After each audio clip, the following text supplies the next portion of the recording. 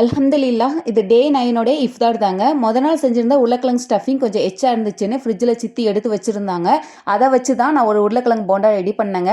அவசரத்தில் ரெடி பண்ணனால கிழங்கு போண்டா பார்த்தீங்கன்னா ஷேப்பாக கிடைக்கல. பட் டேஸ்ட் எல்லாம் ரொம்பவே சூப்பராக இருந்துச்சு. 2 பிள்ளைங்களுக்குமே பிடிச்ச மாதிரியான ஜூஸை தான் அன்னைக்கு நோம்பு திறக்கிறதுக்கு ரெடி பண்ணியிருந்தேன். ஒன்று வந்து முலாம்பழம் ஜூஸும் இன்னொன்று வந்து நொங்கு பால் சர்பத்தும் அடிச்சிருந்தேங்க. இது கூடவே டிஃபனுக்கு வந்து சப்பாத்தி செஞ்சு அல்ஹம்துலில்லாஹ் நான் அன்னைக்கு இஃப்தார் வந்து ரொம்பவே சூப்பராக போச்சு.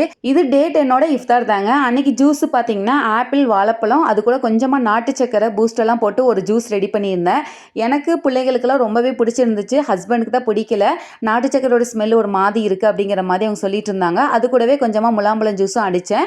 ஆனால் என்ன ஆச்சுன்னு பார்த்தீங்கன்னா அன்றைக்கி நல்லா மழை வந்துட்டு இருந்தனால கஞ்சி போய் வாங்க முடியாமல் போயிடுச்சு.